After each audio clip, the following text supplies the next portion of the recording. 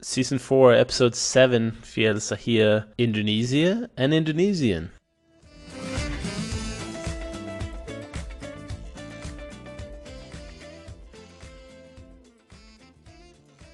Hey everyone, it's another episode of the Actual Fluency Podcast, this time episode 7 of the 4th season. And today we're exploring the very trendy topic of Indonesia.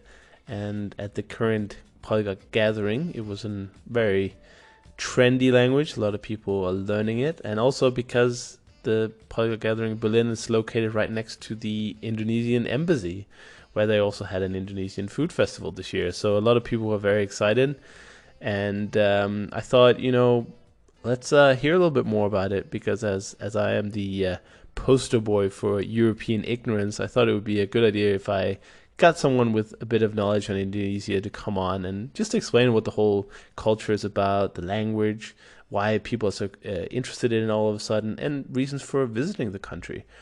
And to do that, I've got Fiel on, and he's an interesting person because he actually was born in Indonesia but grew up in America. So he's got this dual perspective on things, so he can really explain it. So us stupid Westerners like myself understand everything. So really grateful he came on. And if you want more from Fiel, you can visit his new blog that he just started, and it's called Between Three Worlds, which is kind of a title leading to the fact that he's of different cultures.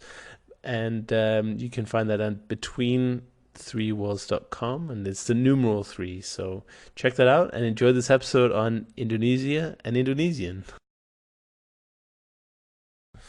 All right, we're back with another episode of the Actual Fluency Podcast, and on the show today I've got somebody who I met at the Polyglot Gathering in Berlin. In fact, we had lunch together at the Indonesian restaurant, so that is a little clue for what the topic is going to be about today. But Fiel, thank you for coming on the show, and why don't you give the listeners a little brief introduction to yourself, how you got into language learning, and where you come from in the world? Awesome. So it starts with my dad, a boring car ride, and a horrible Spanish teacher. And so I come from New York City, but I was born in Portland, Oregon. And one time we were coming home from this family vacation, and I was just really, really bored because I didn't understand what was going on. The adults were laughing the whole way there. And me and my sister were just really kind of like, well, what do we do? No iPads back then, right? So we just kind of had to sit there and endure it. My dad translated a few things, and but each time he translated a joke, there were two, three other ones. But my dad, ever since I was younger, he would always have maps in my room, and he would sit with me and draw the flags of these countries with me. And he's a polyglot himself, of some sorts. He speaks a few Indonesian languages and dialects, and that just always inspired me to see how he communicated with people. And being in the States back then, there weren't that many Asians, especially in Portland, Oregon. And so every time we saw an Asian person, my dad would just go up to them. And just that extrovertedness is just so amazing and rare. I can't do that myself, but it's an inspiration. And so from there, I knew I wanted to learn Spanish, and I had that in elementary school. But I moved to New York, and then in the eighth grade, I had this lady who unfortunately was a horrible, horrible Spanish teacher, and I just did not understand what a conjugation was. I did pretty bad in the class, and I barely passed. But it's because of her that, in a weird way, I am who I am today. So going to high school, I was done with Spanish, and I said I will take Japanese, but the school didn't allow me to because I wasn't in the special languages program.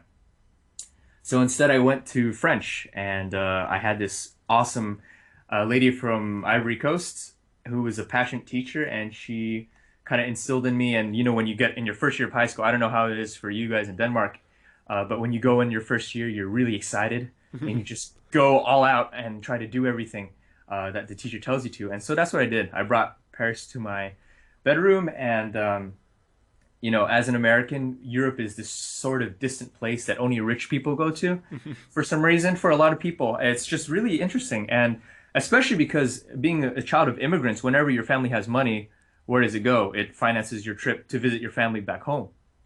So going to Europe was completely out of the question. But that's just the basic start. Do you want me to go on and with other things on Yeah, that? yeah. Please continue. Okay. It's always interesting to hear people's backstories.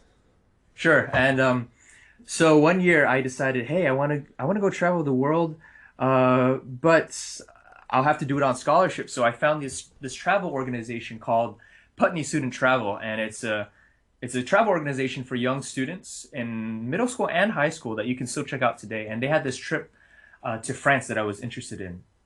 So I applied for the scholarship. I got this call, and the lady said, "Wow, congratulations! We have a scholarship for you, but unfortunately, we can't send you to France for a month of immersion." And I was kind of disappointed. But she said, "But we can send you to Senegal." And me in my head, I'm thinking, "Why do I want to go to Africa?" And that's a normal question for a lot of people that don't know much about the world sometimes. And my mom said, "Go for it," of all people. And I talked to my French teacher, and she said, "Don't even think about it. Go, just go." And so I went and I spent this 1 month in this village called Mbissel in the southern part of Senegal, north of the Casamance, north of Gambia. And we just did community service for a month, and I met some incredible people there, including um, Steve Carell's children's babysitter and a couple of other interesting characters, which is really weird. And it was there that I learned to speak French. Actually speak French rather, not learn to speak, but um, and enjoy time with the African people there, the Senegalese, speaking Serer and Wolof. Wolof is the lingua franca, but French is what's used in schools, and so that just set me on. And I don't know if I should talk about each and every language and story, but yeah, I think like a lot of polyglots say, it's all about people, and so people inspired me and are the reason why I keep learning now. So. That's really great. And I mean, are there any of the languages that you did the same full immersion with, or did you have to do those sort of from the bedroom in America? hmm Uh, with Spanish, luckily I had this friend that I was actually speaking French with because he went to the what's it called, the Alliance Française in his Hmm. town. And then eventually I was just like, I really like flamenco music from the south of Spain, and I hang out with this guy all the time. Why don't I just do it? So I picked up Spanish, and within a week I was able to have basic conversation and talk about a lot of things. And in the States, as you know, there's lots of Latinos and Hispanics, and so practicing Spanish was never really a problem. And yeah, what was the question again? Sorry. It was whether for the other languages that you picked up, whether you use that same month-long immersion, because that seems like an ideal situation for language learners, but not, of course, not always practical. So I was just curious if you try to replicate that success to your other languages. Right. I think really it's if there's a will, there's a way type thing. So since I was really interested in French, I made that happen. And same with Spanish. Not so much for German, but I that's what I did in order to get there since I didn't know any German speakers, which tend to be pretty rare in the States. Hmm. So I did as much as I could. Yeah. Right. And of course, New York being a multilingual hotpot, as they say, how do you find, or do you have any sort of examples of you using your location to your advantage when you learn languages? Do you try and go out to find the, I don't know, the Spanish market or the, how does it work? Yeah, so unfortunately, I learned Spanish after I left New York. So I did my bachelor's in Boston, and so whenever I was meeting Spanish people on the Spanish speakers on the street, for some reason in New York, well, no matter where in the Spanish speaking world you're from, we just call you Spanish. Right. But usually they're never from Spain. That's the funny thing. So, anyways, so if I ever met Spanish speakers on the street, I'd kind of surprise them or whatever. And so when I got back to New York, I just kind of helped Spanish from people from Spain, tourists on the street if they needed help. And I did that with French as well.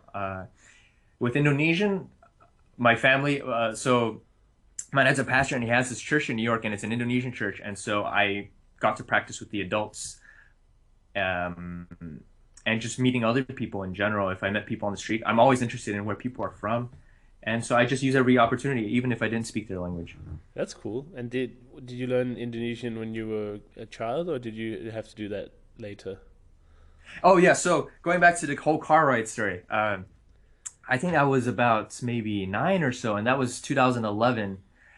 And because of that car ride, I told myself, you know what? I'm done with boring car rides. I want to laugh. I want to enjoy the moments. And so I decided and resolved to learn Indonesian. And when I went back in 2013 to visit family, I think that's when it really started, and I got to immerse myself in the culture and family. Right. Yeah. So not as a child, as many people try to have that legacy or heritage language. Sometimes they have to go back Yeah. and do it later. But I suspect you've gained a lot of value from that, not just understanding jokes. Yeah. It's pretty interesting because this is another part of the story is we moved back to Indonesia because my dad was terminally ill with something when I was five in 1997. And when I went back, I only spoke English and I refused to speak Indonesian. And something clicked within me, and I refused to speak Indonesian at all. And so instead of talking to people, I would hand motion and force them to sort of pick up what I was saying, which is unfortunate. And so from then on, I actually never spoke in school until third grade, if you can imagine, which is really odd for a child, Yeah, missing home so much that you just shut down and only speak English. But despite that, I learned Indonesian anyways. that's quite interesting. You just kind Yeah. of shut it out. Do you have any explanation in sort of hindsight why that was, or do you think that you just kind of didn't you didn't feel like it, so you didn't do it? Yeah, my parents told me I was just very stressed out and very sad that we left home in Portland, Oregon. And the funny thing is, we enrolled in a normal Indonesian public school. But of course, since I couldn't speak, I couldn't really do anything. And then a relative decided to graciously allow me to go to an international school.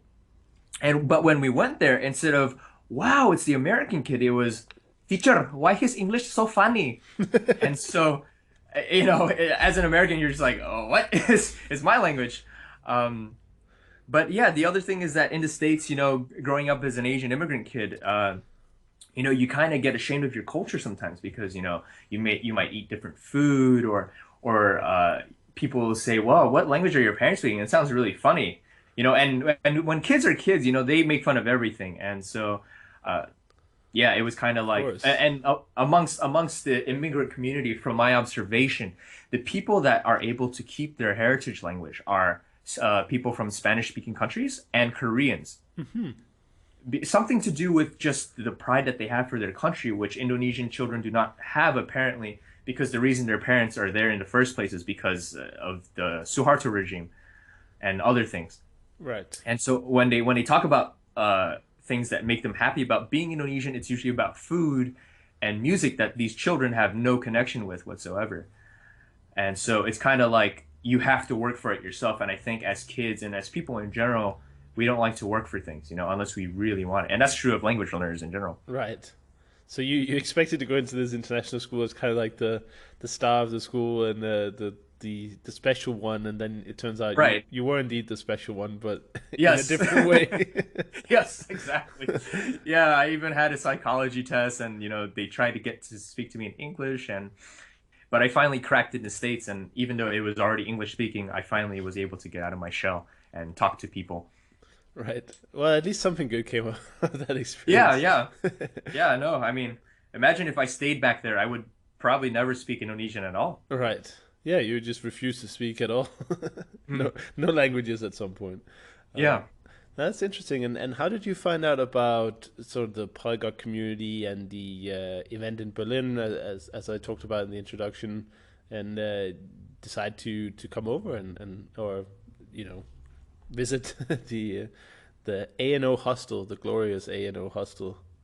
Yeah, that's a really interesting story. So, if I remember correctly, in fifth grade, we had to kind of take a news article from the newspaper and kind of write something about it, right? Which is a boring activity, but I think that actually changed my life. And I read about Chris Gillibo, if Hmm. you've heard of him. Yeah, and he's the guy that, for those listeners that don't know, he's the guy that made a goal to travel to every country in the world, and he has done it already.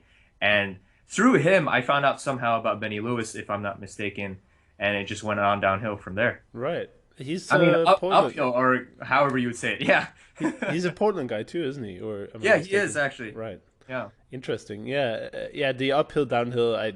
I saw somebody post about it the other day, and I honestly don't know anymore. I think it's just ambiguous now. It's just like, well, whatever you want to say, and people can sort Right. of interpret it either way. But I remember that as like I was a kid, and people were just misusing it. I thought because Hmm. logically, if it's going uphill, then that seems kind of tough, and if it's downhill from here, it's easy. But Right. downhill Right. also implies like going down to the pits or something. Yeah, So it's like yeah, the other thing. In English slang, we say, "Yo, that's bomb." I really like that. That was bomb. yeah, But if a teacher in class says you bombed your test, right. it's a bad thing. Or that's so bad, like from Yeah. the Wizard movie. Do you Which one remember is that? this? Then it's a really old movie. It's like about the Nintendo World Championships. I think it's Oh, called The okay. Wizard, and they had like this power glove for the old Nintendo, and it was really useless. It was the worst piece ever. But this whole movie was basically one Nintendo advert. So in the Okay. movie, he like puts on this glove, and he looks really cool, and he's like, "I love the power glove. It's so bad, like bad Okay. as in good." But of Right. course, it was truly bad in the original sense of the word. It was barely functional. But English is a wonderful, wonderful language with lots of variety, but also ambiguity for sure. Yeah, yeah, no, I totally agree. And as I said, honestly, the last podcast recording I did, we also briefly touched on English, and I said I don't envy the people who have to learn English because it must be so difficult to know when something is one or the other or what to use in certain situations. No, I'm starting to think about that more and more as I go further into language learning because, it's things we have to think about all the time when learning our new languages, but thinking about it in your own language is also a good thing so you can help others as well. Yeah, exactly. And learning more about our own languages is sometimes hard because we just sort of picked it up. We don't know Right. why we say what we say. So it can be interesting to read your own language grammar, especially if you have a very grammar heavy language like Hungarian, for instance, or Hmm. Russian, whatever. I often enjoy talking to native speakers of these languages and sort of teach them about their grammar, and they're often very interested about it.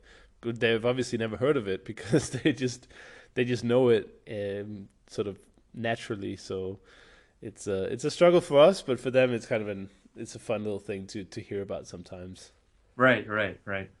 So you were introduced to Benny Lewis, as many polyglot stories start with, mine Hmm. included, and you just decided, what, this language learning thing is something I'm going to do seriously, or how were you already doing it at this point? And Yeah, I think I might have actually started with French in high school first and then was wondering for tips online, and then I probably stumbled on that through Chris Guillebeau in some way. right, Yeah. and then Germany, it seems a little bit far from the states. You just Yeah, decided to go. You're there now, right?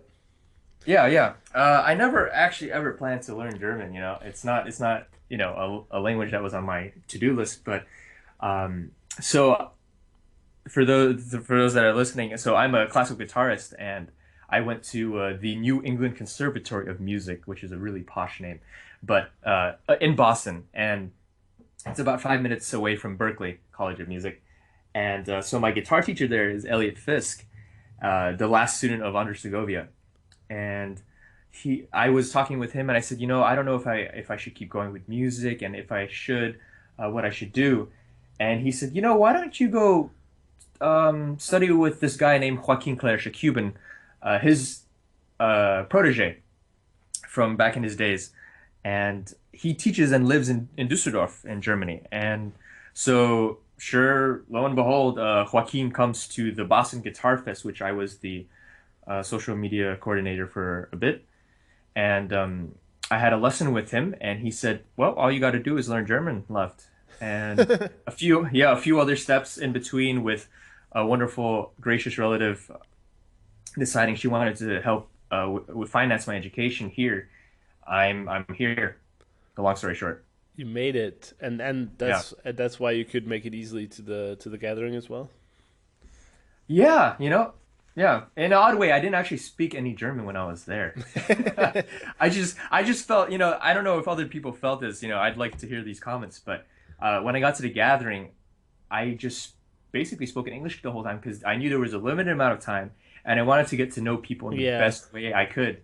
So, Yeah. in the ironic sense, I spoke English. Well, I don't think there's anything wrong with that, actually. Yeah. I share the idea that we should communicate in languages that we have the strongest mutual language. I think should be the one Hmm. to Hmm. communicate in, and that's usually English. And some people at the gathering I don't speak English with because that person doesn't speak English that well, or the Right. persons. So I'll use another language. But the idea that going to the gathering or to the conference, whatever, is some kind of extended language practice for me is not the point. Like if I Mm. want to practice my languages, I'll find a language partner online, or even at the gathering, I'll arrange for that to happen later. But for me, the gathering is just like try to find out what are people up to, who are these people coming, and how do you do this, and how do you deal with that, and this Russian thing is pretty hard, huh? Sharing notes and just Right, right. having some fun. The idea that you have to speak in a foreign language that isn't English or your native language, I think, to me, I never really enjoyed that. But I guess if you speak like 25 languages, it must be quite interesting to get to practice many of them that you probably don't speak often. Richard Yeah, Simkaya. there are a few of those people at the gathering, of course, but Yeah. I like to try my languages, but I would speak. I would probably guess that in the 4 or 5 days I'm at the gathering, I probably speak English about at least 80 or 90% of the time for sure. Right. Because it's Right. just hanging out with friends, It's not. Yeah. I didn't go to. Well, this is how good my German is. Listen to me, but it's fun to say a few words here and there and just Yeah. speak a little. But I'm totally with you on that. Hmm. We can always learn languages. There's always a time and a place for learning. This is not one, I would say. Also, going to the conference for me is more about watching the great presentations and catching up with friends, and it's not a language practice. I know some people use it for that as well, but that's fine. That's one of the really good things about the community, I think, is that you can sort of be or do exactly what you want to do. If you want Right. to learn Tokipona and walk around speaking that to people, that's fine. Right? If you want Right. to speak English to people all weekend, nobody complains. That's Right. Right. you can do so. It's just it really shows that languages is truly just a tool of communication. Yeah, no, I mean, I think for any listeners that have never been to a polyglot event like myself, it was my first time meeting people. Like I said to you at lunch, it was the first time I've met people that spoke more than, five languages. Right. It's such an amazing vibe, and I recommend it for anyone who's just kind of stepping in the water and not really sure what's going on and things nobody goes around with a name tag and just tries to tell you, "Oh, I'm this person from this website." Like, when I had lunch with you, I had no idea who I was sitting with. Uh, and then after adding you guys on Facebook, I was like, "Oh, this person has this blog, this person does this podcast and whatever." And so that it's really great. There's no competition. It's just a great vibe and I think yeah, people just need to experience that. Right. And you weren't pressured at any time if you had written, like, let's say Spanish or French on your name tag. You Mhm. weren't pressured by people to, you didn't have people angrily come up to you and speak in fast French and test you. That's at least I No, haven't no. experienced that. No, no, yeah, it's kind of funny because I was kind of like wary on whether or not because in my biography I put that I was able to speak conversational Portuguese and I was kind of like, should I do that? This is a polyglot gathering, whatever. And then I go to the polyglot gathering and a lot of the people on how we had the stickers that said C for beginner Yeah. or sorry A for beginner, sorry Yeah. A for beginner. Like half of those stickers were actually of languages that these people were interested in but had actually never Oh, studied. yeah, yeah, yeah. That was very interesting. And so, yeah, for anyone that's, oh, I'm not a polyglot, don't worry about it. Yeah, I always say that it's not about the languages it's more about the philosophy and the kind of mentality you have, the desire to learn more, desire to learn about other cultures and that kind of thing. And the name tags are great. They're Oh really yeah. great. There's like conversation starters. Honestly, I think in real life we should carry around those name tags all the time and just put like your hobbies and your favorite TV shows and movies and stuff. And Right. then when people see it, they're like, "Oh, I really like that movie too." And then that's a conversation starter. That could be Right. Right. interesting. But for the Es- gathering, it definitely works. Yeah, yeah. No, I mean, especially for the languages one, because I'm sure this happens to you, but I'll be sitting in the train or something in the subway, and there's this couple that's just speaking this language you've never heard of, and you're just trying to figure out what it is without letting them know that you're Yeah. listening, or you don't want to talk to them, you just want to know, like, and just get on with your business. But yeah, that would be an amazing thing to have. Yeah, You you can should just invent it. check it out. Yeah, digital name tags. Because I remember, especially my first time at the gathering, basically every single conversation started with people checking out my badge, and I checked out theirs because I didn't Right, know anyone back then. Now, of course, right. I've been to all of the events, so I know I would guess about half the people there. So, Right. which is also kind of it's good because I mean they're all great people, and I love to catch up with them. But on the other hand, it does limit my sort of time to get to know new people as well, like Hmm. the newcomers to the gathering. Whereas Yeah. first year I was getting to know everyone. Now I sort of know half the people, and obviously I want to catch up with everyone as well. But there's also half the people I've never met, so Right, it's right. kind of a hard balance sometimes. But like if anyone's listening to this and you see me at the next gathering, be sure to or conference or the streets of Madrid or Budapest or whatever, just go up and say hi. Right, right. I mean, you were also knocked out for a bit of it too, so it was harder for you, no? Yeah, yeah, definitely. I had a migraine, so I had to withdraw from the event for some time. But and I had 2 weeks of flu after the event, so that was my Oh man. punishment. My punishment for having too much fun. And now I think I have like sinusitis or something, so just Oh no. chronic runny nose. But what can you do? Hmm. Hmm. What can you do? But I trust you had fun at the event and overall. Yeah, it was great, and I'm really glad that I've met all these people, and they've inspired me to kind of want to start a blog soon. I'm currently thinking of a lot of ideas, and going into that, because a lot of people, as wanted to know, a lot of people are interested in Indonesian, but they don't really know much about Indonesia, and there's just not that much information that you can really draw out in terms of culture. And Right. so, as someone that's got a foot in both cultures, there's a lot that I can plug you guys into and share. That's really fun, like to just share a part of who you are with others. Yeah, for sure. Let's talk about that. Because as right now the probably the most trendy language, if you look at the Polyglot Gathering for sure, then it's probably Indonesian. Like people are really excited about it, and the gathering takes place right next to the Indonesian embassy or consulate or Right. whatever it is. That they Mhm. had the food festival, and there's like Right. the Indonesian restaurant a few minutes away, and it seems like everything is just lined up for Indonesia to be a powerhouse. Actually, they sponsored the event last year, the Indonesian Okay. consulate, or I don't know if it was a cultural branch or whatever, but they Okay. sponsored the event. Uh, Wow. so they really, I mean, there's a lot of excitement coming from a lot of angles. But as somebody like me, who's an ignorant European, Hmm. what can you give us just like the 5 minutes introduction to Indonesia and like yeah, just give a little bit of backstory, and then we can start talking about like the language in a moment. Yeah, so Indonesian is a very interesting language because it was the language used as the lingua franca of the archipelago. And as you know, Indonesian, it has like 17,000 plus islands, so it's huge. It spans the length of the United States, and this was the language used by people. It became standardized in the early 1900s, around the 20s and 30s, in order to combat the Dutch, and we wanted to be more nationalistic. And so it is related to Malay, and it is mutually intelligible depending on the situation, and there's lots of layers to it.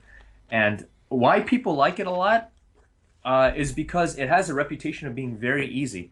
And why is it easy? It's because there's no verb conjugation, Hmm. and the way you make tenses is a lot like Chinese, from the little that I've studied it. So instead of saying I have eaten, what you would say is I already eat, Hmm. because we don't conjugate verbs.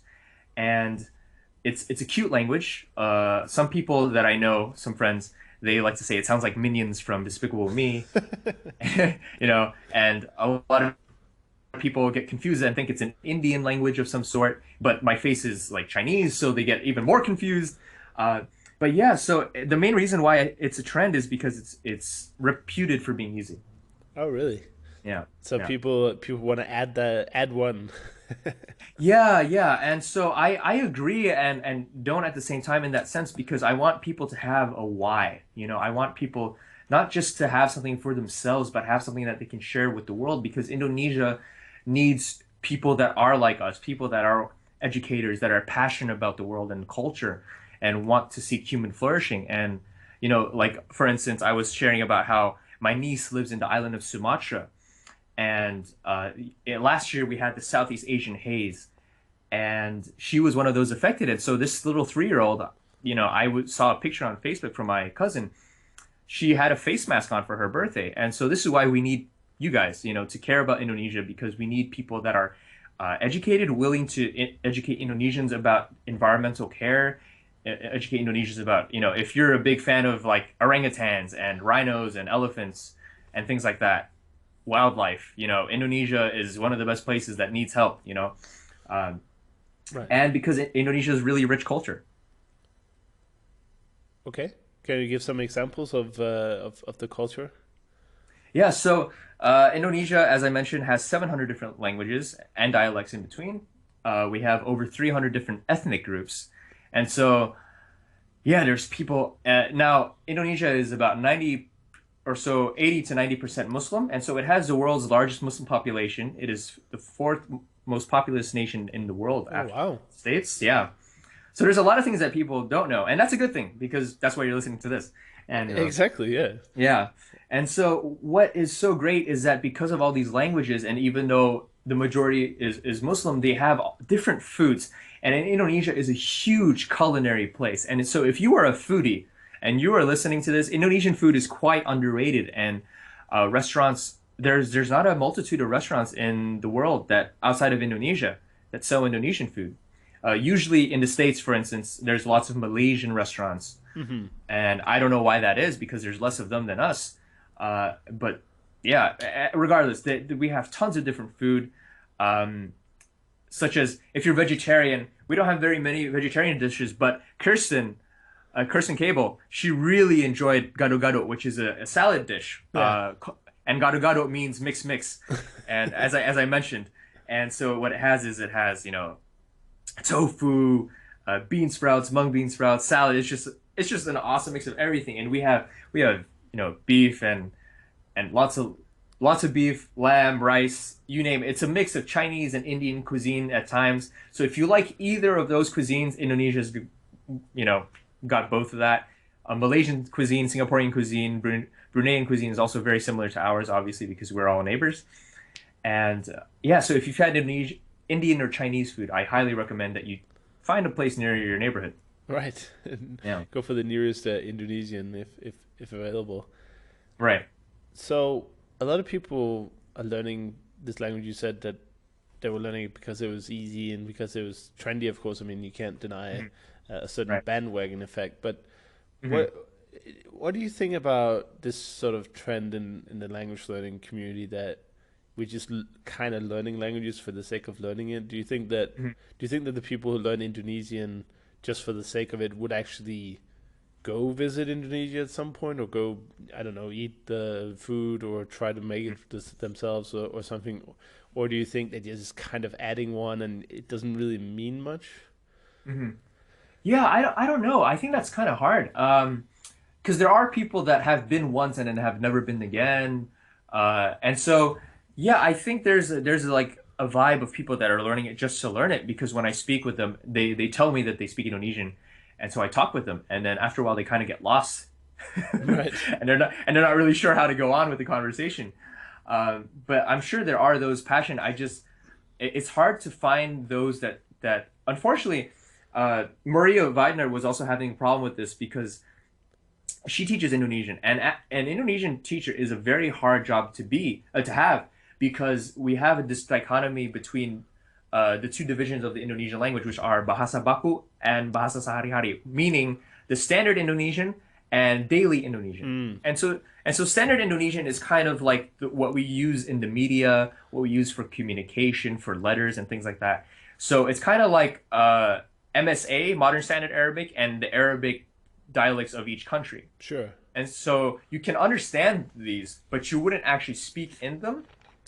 And then you have the language that you use every day. And so, unfortunately, a lot of textbooks tend to have this bookish language, which makes it really hard for people that are wanting to earnestly learn Indonesian to sound like us.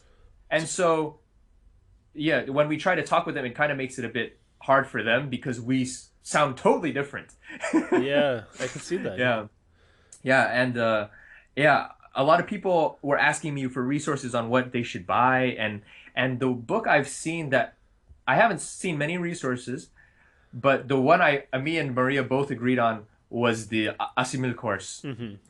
Yeah, and I don't know if it's available in English.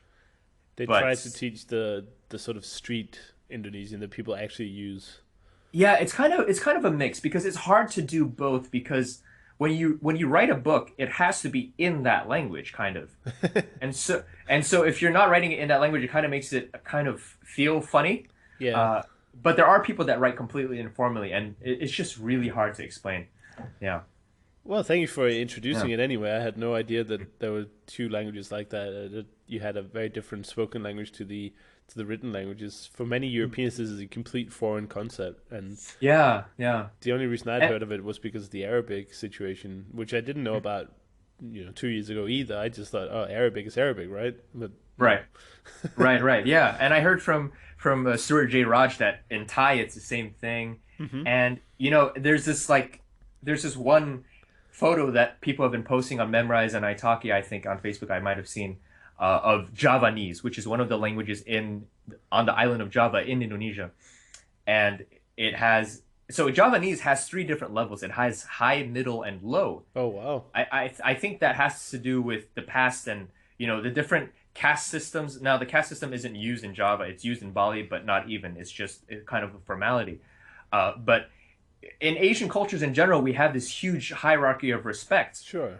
And so, you got the king, the nobles, and the priests, and then you have common workers, and then you have artisans and other people. And so depending on your class, you would use a different I don't know if you would call it a dialect, maybe a sociolect. I don't know. I'm being not being a linguist. And so yeah, if you talk to the king, or if you have a speech, you address in the high language, and then if you speak to someone that's lower than you, obviously use the low language, and vice versa. Yeah, it's very interesting. So tricky to learn Javanese then, is the... Yeah. The thing is, with Indonesian languages in general, the hardest part, ignoring grammar, is the memorization part. Because you have words that mean the same thing but are completely different, and there's no etymological connection between the two. Interesting. Can you give an example? So, like, if you want to say the word if, the formal word for it in Indonesian is jika. It's kind of an if-when type one. And so the word that we would use amongst each other is kalau, which is actually from kalau, but we take the ao and make it an o sound, for instance. Yeah. Okay. There's a lot of words like that, and that I'm trying to think of. So you have to kind of know which to use in any given situation, even though they mean the same. Yeah, and so it's a huge cultural thing. So I think it's hard to really separate Indonesian language from the culture. Right. Yeah. That's a good thing. That's a good thing. Yeah, no, it's great. But again, for people that are outside of it, it can be quite frustrating. But I will be there to help. If someone gets in touch with me, I'm more than happy to explain questions the best that I can. I think another good example is the pronouns in Indonesian. So, for instance, if you're talking to someone that's, in a formal situation, you would say the pronoun saya, S-A-Y-A.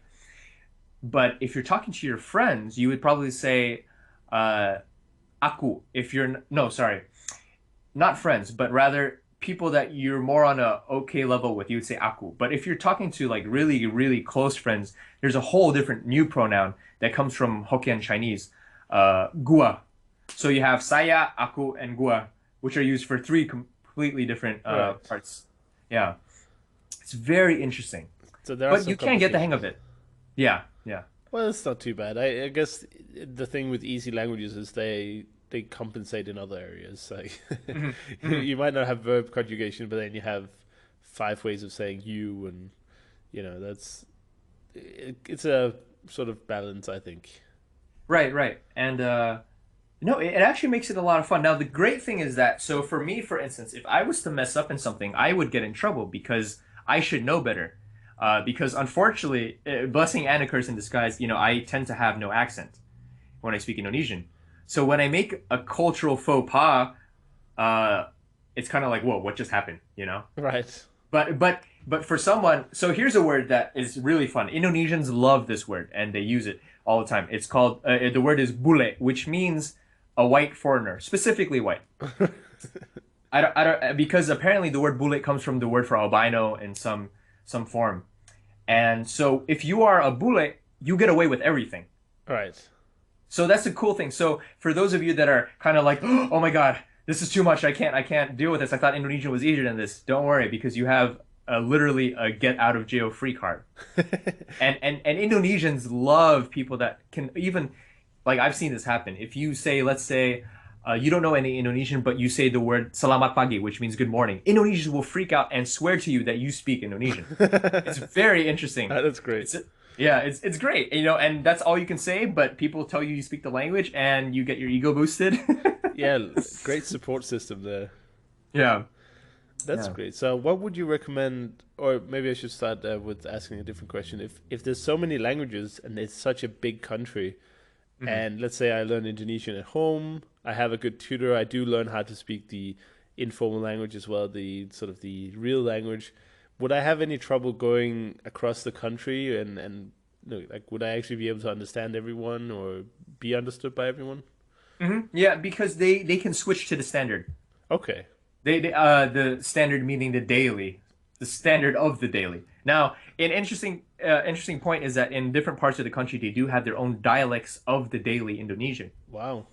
and it actually makes it really fun. And I like a couple of months ago, I was visiting a cousin of mine that lives in Köthen in Germany, and some of his friends are from West Papua, which is one of the provinces in Indonesia, and they use completely different, like a completely different way of speaking. That's a sort of a Creole. And so the word for me or I, instead of saying saya, they say sa, if I'm not mistaken. And then instead of saying, like the word for no, we would say enggak, and which we even cut down to ga in Indonesian. Okay. But what they use is what the original form of the word is tidak, and but they make it into tra, which is Oh, really interesting. that's quite different. And yeah, it's quite different. So, but yeah, no, you would understand them because they would be able to speak the standard. Okay, so I Yeah. wouldn't be too confused if I traveled around with my Indonesian and No, no. well, that's great. And And also they would have fun with that too, and because you learn a few words, and they would explain some things, and they would laugh, and things like that. right. Is there any typical destinations in Indonesia that people go to, or maybe you can recommend that people go to for the first time if anyone's listening and they think, yeah, I would like to visit Indonesia. Yeah, so a lot of people come up to me and go, Fiel, I've been to Bali and it was great, but I've never been to Indonesia. So for those of you that are listening, Bali is actually one of the islands and provinces in Indonesia, Right. and it's a very popular destination, mainly by Australians. And Bali is a great hub for culture, and because it's the only majority Hindu province in Indonesia and island. And so they have lots of traditions from way back when Hinduism first came to Indonesia. And so they have a lot of things like gamelan, which is one of the forms of Indonesian music. It's like an orchestra, Indonesian orchestra with gongs and things like that, and lots of traditional dancing. Hmm. And so people are really enchanted by that. But the other top destination in Indonesia, I would say, is Yogyakarta, which is a special region in the island of Java. And what makes it so special is it's the cultural center of the Javanese people, in that they have it's where the arts are constantly flourishing, whether it be painting or batik making. Batik is a sort of type of Indonesian traditional clothing Hmm. that we have that you probably saw me wearing at the gathering, and they also have a sultan in Yogyakarta who is actually the governor of the special region, and so he's kind of seen as the head of the Javanese people in some respects, and the guardian of the culture. And Wow, so, yeah, that sounds very that's another interesting. big Yeah, place. that's lots of cultural things to explore there for sure. I forgot to mention that in this special region as well, there's the largest Buddhist temple in the world, named Borobudur. And so it was rediscovered at some point in time. And yeah, you can see it's an immense temple. I was there a couple of years ago, and it's great. It's gorgeous, and it's a hike, but it's great. And there's another temple. There's Yeah, another the temple. Buddhist temples usually are hikes, aren't they? I mean, Yeah, this yeah. part of it is about being away from everything, I suppose. Yeah, maybe. Yeah, something about, if you have bad knees, I wouldn't recommend you going to this one because there are no elevators. And not just because it's a big hike, but also because the stairs are not like stairs that we would have in the modern world today. They're much, much higher. And so Yeah. you do have to bend your knee for this one. But it is worth going to. It's gorgeous and hot, but gorgeous. And there's another temple called Candi Prambanan, which Candi is the word for temple, and Prambanan is just the name of the temple. And it has three different temples dedicated to the main Hindu deities, Brahman, Shiva, and Vishnu in Indonesian pronunciation. Yeah. So Interesting. So definitely lots to do and see culturally and religious. If you're interested in Buddhism, or I guess just the architecture is also amazing. There's yeah. old buildings and stuff like that. Awesome. Well, I think you've done a good job. The Indonesian Tourist Board would be very proud of you. I think you've definitely shared some of the benefits of checking out Indonesia. I would definitely encourage people, um, not to learn languages for the sake of learning the language itself. I know that it's sometimes the idea gets tossed around a bit, and some people might give up the idea that this is a reasonable idea, but first of all, it's very hard to learn a language if you don't have any reasons for doing it. And you might get to the page 50 in your book, or chapter, what is it, chapter 3 syndrome or whatever. Mhm, mhm. You might get a little bit, but really getting far is really hard unless you actually plan to do something with it. So I would definitely encourage people, if you're interested in learning Indonesian, look into what you can do with the language, like we've been talking about in this podcast, like explore the country, explore the sites, explore the cuisine, and definitely try to put that in your mind as a goal for actually learning the language. And I'll bet you that it's going to be way easier to learn because you constantly have this carrot at the end of the stick, where the motivation comes from. And if you don't, then I mean, I think you're doing yourself a disservice if you just kind of learn it for the sake of learning it.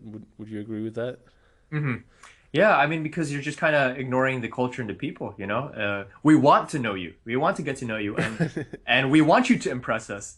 And so, yeah, do it. You could learn any language, right? If you didn't care about the culture. So if you Right. choose Indonesian, you should really look into what you can get. And also, I guess it's slightly, even if it's a trendy language, it's still unusual for foreigners to speak Indonesian. So I guess when you do meet people from Indonesia and you speak to them, I guess like you explained before, they get extra excited because it's just not that common, at least not outside the A&O hostel in Berlin. Hmm, hmm, hmm. So that's Yeah. another advantage. You can really impress, and you can do things that, I mean, can you imagine going to having a holiday in Bali and not speaking Indonesian versus the experience of actually speaking Indonesian when you go there? I mean, it's Mhm. probably night and day. So if anything, I hope we encourage people to take a look at the culture behind the language, because as we know, languages are not only languages. There's a lot of stuff behind. So that's good to have that repeated once in a while.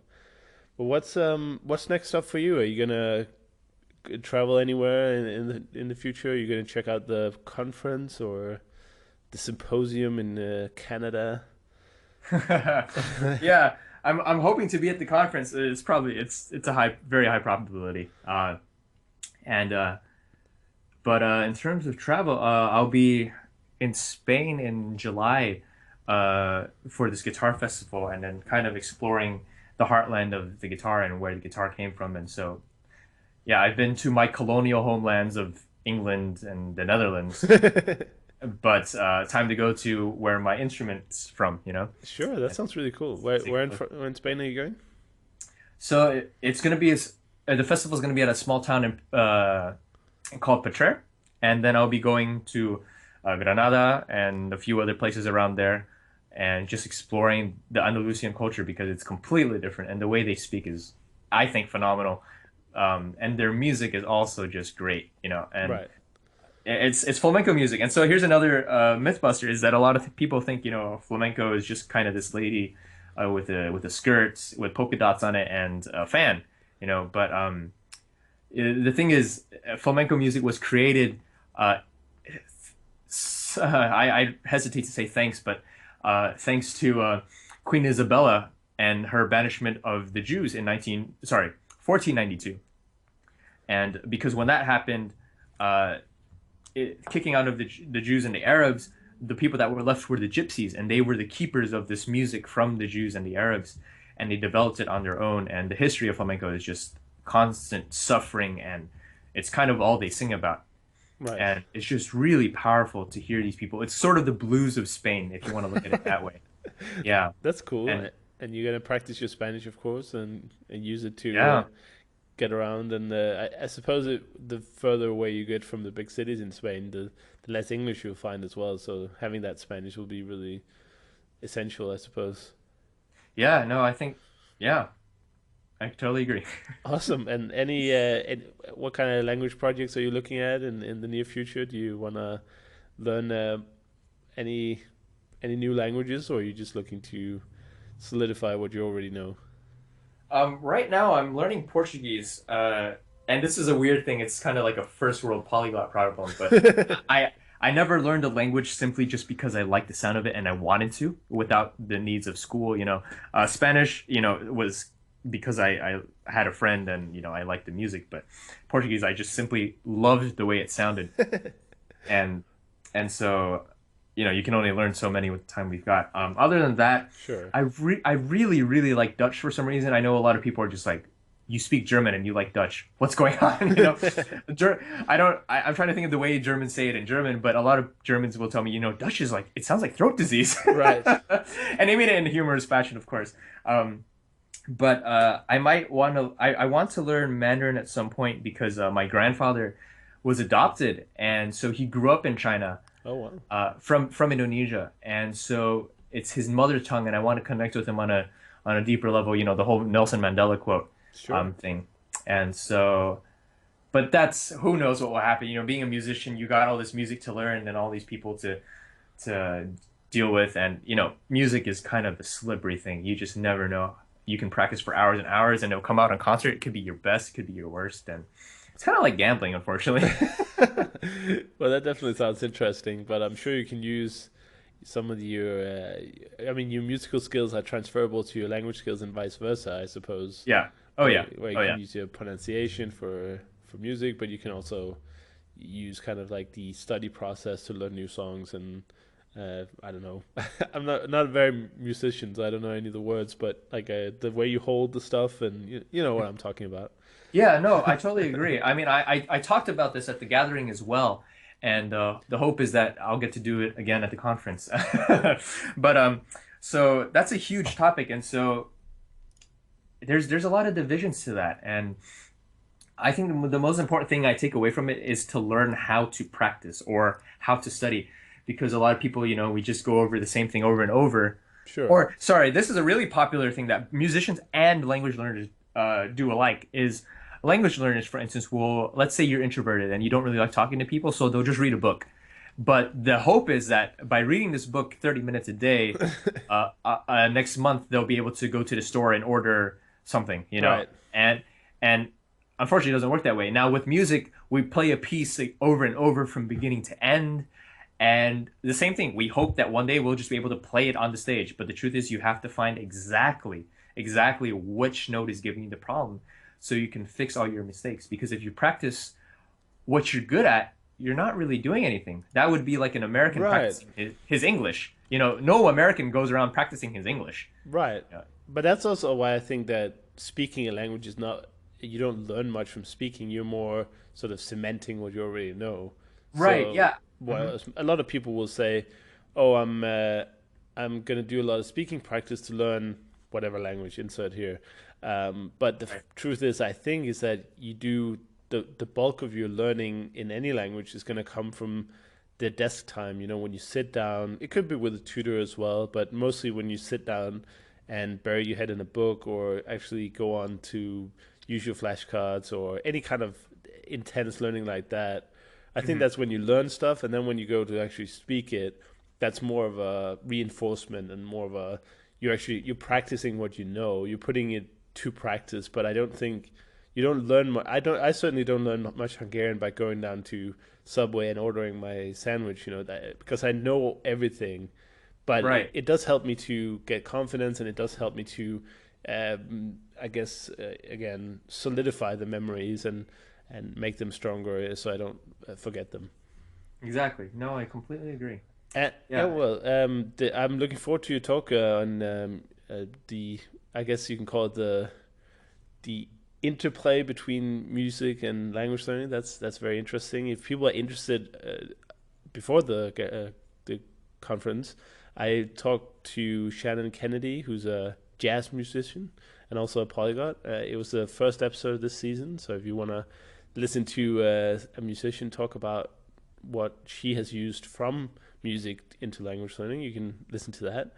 And also, the first episode of last season, funnily enough, was also with a musician who talks about singing multiple languages and kind of the how music and languages are correlated. So if people are interested in more on that, then I urge you to check out those episodes if you haven't already. Yeah. No, I completely agree. I've listened to your interview with Gabriel Weiner, and he knows what he's talking about. Oh yeah, that was Yeah. from season one. Yeah, that's or maybe Yeah. two. He definitely talks a lot about pronunciation, but being an opera Right. singer, he he definitely know what he's talking about, and Right. he's still trying to teach me how to roll my R, and I haven't learned it yet. So maybe I should have him back on the podcast to coach me some more on it. Yeah, yeah. There's so much overlap, and I admire people like Susanna Zaraisky, that talk about how language is music and things.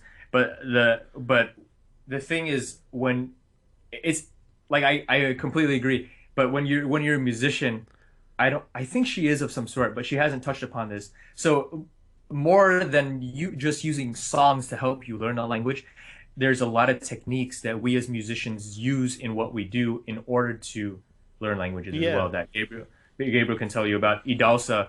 That's basically, idalsa Ness's mimic method. That's basically ear training, yeah, what musicians do, exactly. and he does So a great job. if you and I had to learn a new language that was completely foreign to the both of us, you would be quicker at picking up the nuances of the pronunciation because you just have that ear training. You're used to picking out differences between one note and then half an octave or something, whatever. Just the next one, Right, the right, next right. note. Whereas I'm just, I've never had any kind of musical training before, so to me, it would be very hard to distinguish between different pronunciations and different notes. So I do believe there's a lot of value in this, and it has way of kind of bridging the gap by using music, but not in a kind of technical musician way. I think it's very clever as well. I haven't actually tried it yet, but once I get to some of those languages that he has, I'll definitely give it a shot. hmm Yeah, I think he does a great job. I do a bit more of a technical approach, but if you speak Italian, it's easy to understand because music we use Italian words to uh, describe certain things, and so Right. So yeah, if you want to be a musician, I guess that's an ending note, if you want to be a musician, learn Italian. That's very useful. Which I don't speak yet, but one day. Well, you will. Yeah, I'm Yeah. sure. I'm sure. Well, thank you so much for coming onto the show and talking about your passions and giving people a little bit more about Indonesia. The culture behind the language that so many people have heard about in these polyglot circles. So thank you. I appreciate you taking the time. Yeah, of course. Yeah, and if you guys are looking forward to checking some things out, there's actually a Polyglot Indonesia group that you can type in on the web, and they have a website. And I'll be posting a couple of articles there about Indonesian culture because they can't tell these things to you either because they don't really know how to see Indonesia as a Westerner. Sure. And so, not to put Indonesians down or anything, but when you're someone that has a foot in both cultures, you see things from both sides, and it's quite interesting. And so, I encourage you to check that out because they also want to practice their English with you and get to know you. Because being miles and miles away from where you live, most likely, they don't get to meet outsiders very often, Right. and they love the internet. So, That's great. Well, as many of the rest of the rest of the world's people also do, myself included, definitely. So, but anyway, I hope to see you in Greece and Thessaloniki, and yeah, have a good day. yeah, man, that was awesome. Thanks a lot, man. Thank you so much. Talk to you soon. All right, bye. Thank you so much for listening to the Actual Fluency podcast. If you want to come onto the podcast and share your language learning story, don't hesitate to apply on actualfluency.com/guest. See you in the next one.